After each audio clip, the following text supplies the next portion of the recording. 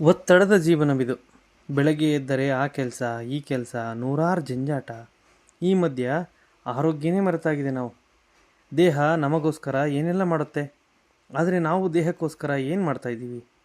ಮನಸ್ಸಿನ ಆರೋಗ್ಯಕ್ಕೆ ಸಹಾಯವಾಗುವಂತೆ ಏನು ಮಾಡಿದ್ದೀವಿ?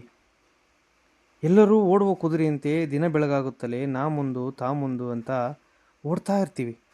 ಎಷ್ಟೋ ಸಾರಿ ಆರೋಗ್ಯ ಕೈ ಕೊಟ್ಟಾಗಲೇ ನಾನೇನು ತಪ್ಪು ಮಾಡಿದ್ದೀನಿ ಅಂತ ಗೊತ್ತಾಗೋದು. ದೈಹಿಕ ಆರೋಗ್ಯಕ್ಕೆ, ಮಾನಸಿಕ ನೆಮ್ಮದಿಗೆ ನಾನೊಂದು ಸಣ್ಣ ಹವ್ಯಾಸವನ್ನು ಬೆಳೆಸ್ಕೊಂಡಿದ್ದೇನೆ.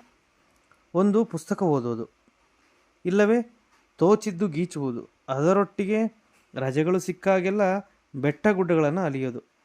ಅದೇನೋ ಗೊತ್ತಿಲ್ಲ, ಈ ಪರಿಸರ, ಪ್ರಕೃತಿ, ಬೆಟ್ಟ ಗುಡ್ಡ, ಈ ಕಾಡು ಅರಣ್ಯ ನೋಡಿದರೆ ಸಾಕು ಏನೋ ನೆಮ್ಮದಿ, ಸಂತೋಷ, ಸುಖ.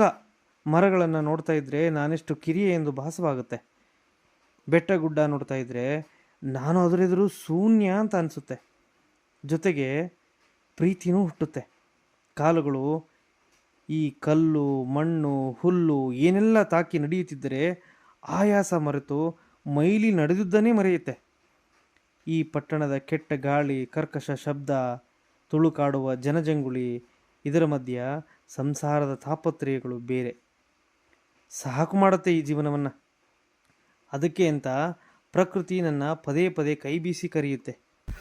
ಆ ಮರಕ್ಕೆ ತಬ್ಬಿಕೊಂಡ ಹಬ್ಬಿರುವ ಬಳ್ಳಿ ಕೂಡ ಹೇಳುತ್ತೆ, ಬಾ, ನಿನಗೂ ಜಾಗ ಇದೆ ಇಲ್ಲಿ, ಬಂದು ತಬ್ಬಿಬಿಡು ಎಂದು.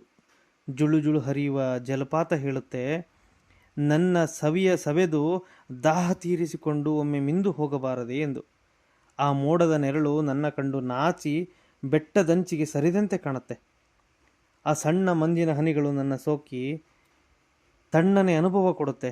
ಸಣ್ಣಗೆ ಬೀಸುವ ತಂಗಾಳಿ ಕೂಡ ಮೈ ಸವರಿ ತಂಪೆರೆದು ಶ್ವಾಸ ಹೊಕ್ಕು ದೇಹ ತಣಿಸುತ್ತೆ. ಚಾರಣದ ಹೆಸರಲ್ಲಿ ನನ್ನನ್ನು ಹುಡುಕಲು ಹೊರಡುವೆ ನಾನು. ಬನ್ನಿ ಸವಿಯೋಣ ಪ್ರಕೃತಿ ಮಡಿಲಿನ ಸೊಬಗಿನ ಸೌಂದರ್ಯವ.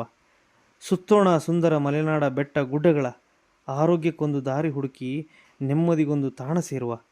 ಸುತ್ತುವ ಹೆಸರಲ್ಲಿ ಪರಿಸರಕ್ಕೆ ಹಾನಿ ಮಾಡದೆ, ಮಾಲಿನ್ಯ ಕೂಡ ಮಾಡದೆ, ಪರಿಸರವನ್ನು ಪೂಜಿಸಿ ಆರಾಧಿಸಿ ಪ್ರೀತಿಸುವ.